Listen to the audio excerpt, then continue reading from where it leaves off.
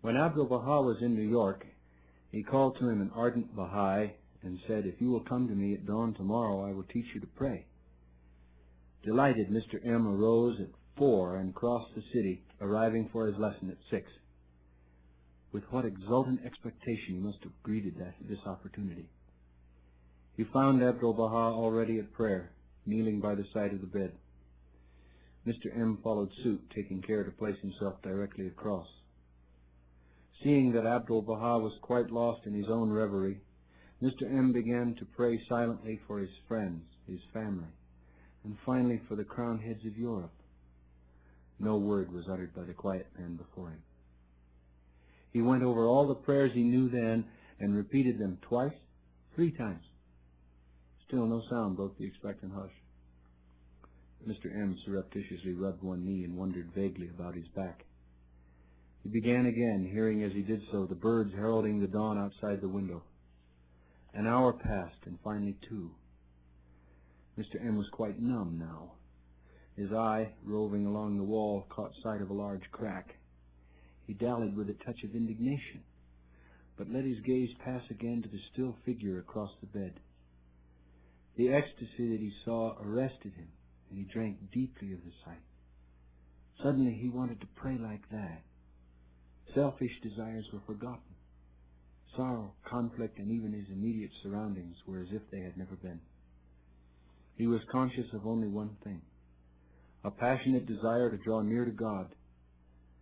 Closing his eyes again, he set the world firmly aside, and amazingly his heart teemed with prayer, eager, joyous, tumultuous prayer. He felt cleansed by humility and lifted by a new peace. Abdul-Baha had taught him to pray. The master of Akka immediately arose and came to him. His eyes rested smilingly upon the newly humbled Mr. M. "When you pray," he said, "you must not think of your aching body, nor of the birds outside the window, nor of the cracks in the wall." He became very serious then and added, "When you wish to pray, you must first know that you are standing in the presence of the Almighty." To live the life is to be reverent, to cut our hearts from ourselves and from the world.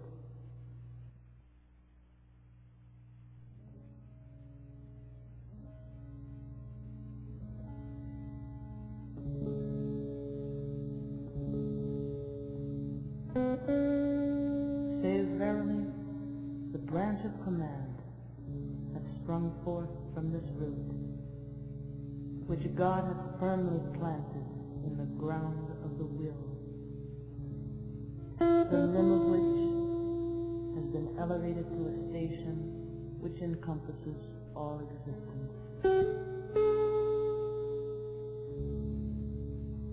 Therefore exalted be he for this creation, the lofty, the blessed, the inaccessible, the mighty.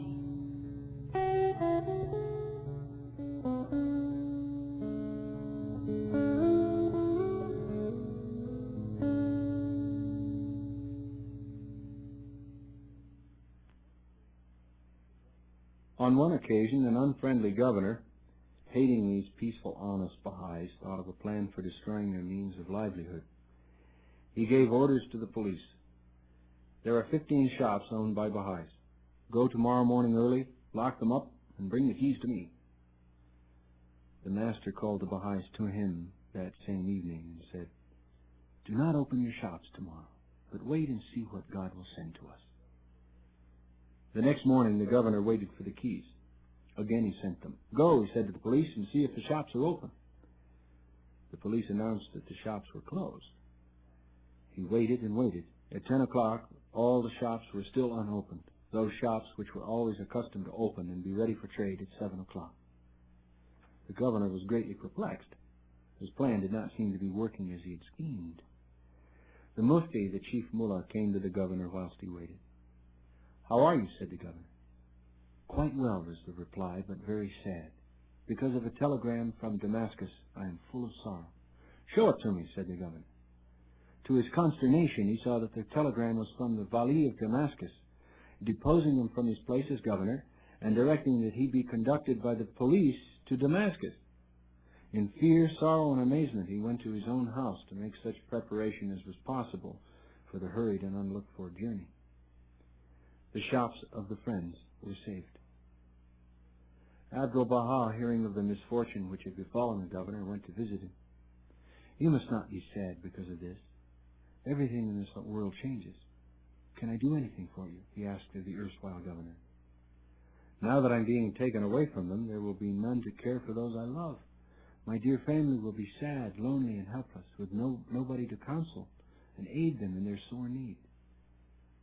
Do not be filled with grief, but tell me where you wish your family to go. If only they could go to Damascus. Now trust in me and let your heart be lightened of its distress. I will gladly send an honorable escort with your wife and children to Damascus. You will find that they will be there soon after your own arrival. The master sent the family with a trustworthy escort, providing mules and everything needed for the comfort of the journey. Quite a formidable undertaking in those days. The command was worded, take these persons safely and with great respect to join the governor at Damascus.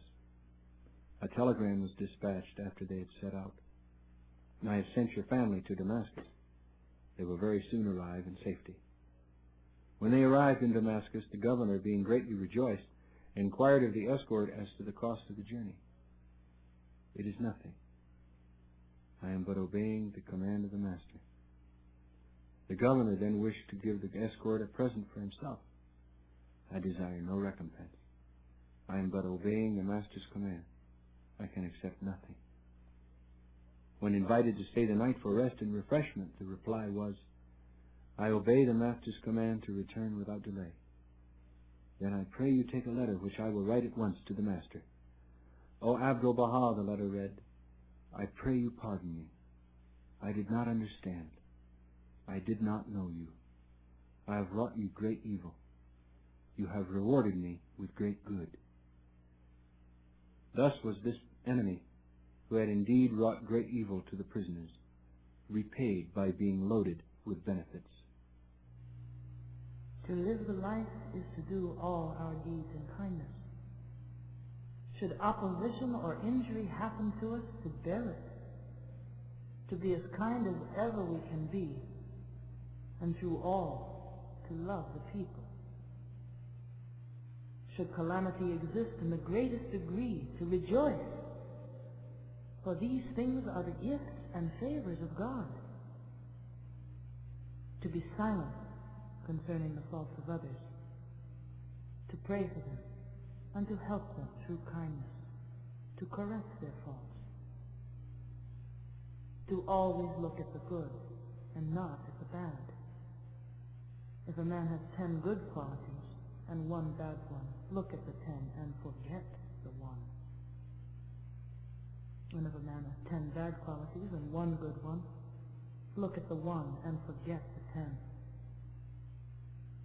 To live the life is never to speak one unkind word about another, even though that other be our enemy.